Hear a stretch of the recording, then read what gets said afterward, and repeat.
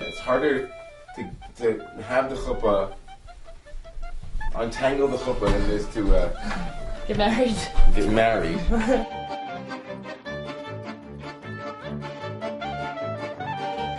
We were doing Friday evening services at Romamu, at the synagogue and center that I started. And I walked in, and there was a room full of chairs in a circle, and David was in the middle. In walked this gorgeous, familiar face. It was like my entire being changed in that moment, in the moment that I walked into that space. It represents the home. It's kind of like our little miniature home. And we're going to be symbolically playing out that we hope to build a home that has a sheet hanging over my head. And over our We're hoping to have a roof over our heads. We're hoping and to be some able walls to... that this doesn't have. In December of 2006, I had a lunch meeting with someone. She was looking for a Jewish community in the Upper West Side. And I thought, well, I don't know if I can help you. Maybe I can help you. Just let me know what you find. Because I kind of had left any Jewish context about 10 or 15 years prior to then.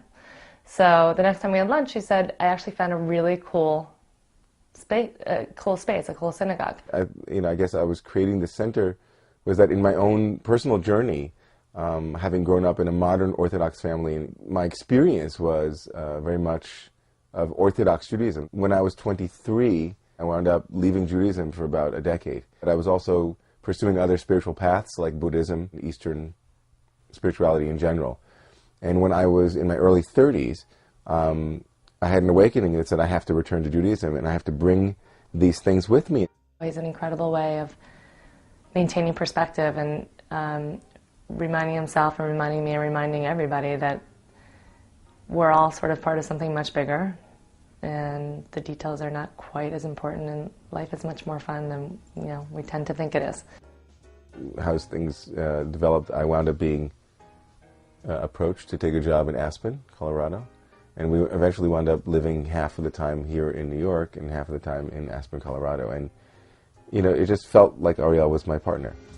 That sort of escalated things because it was this other place. He had to travel 2 weeks out of the month, and he had to consider living there, and we were dating, so it sort of really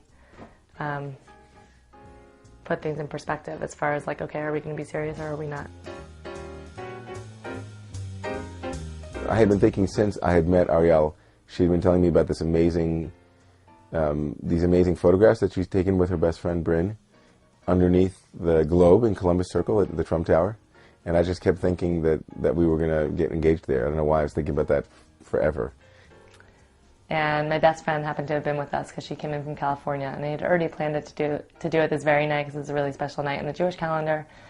And she was there, so he thought about how to incorporate her. Bryn, didn't you guys take great photographs, like underneath in the Columbus Circle, underneath the globe? I remember those great photos. She's like, oh yeah, those photographs were great. We had a great time, blah blah blah. And I said, let's walk over there. I want to go see it. And so we walked over there, and he had her taking pictures of us, just cute pictures. And then he said, wait, let me just get down on my knee for a second. And I started proposing, and Bryn started snapping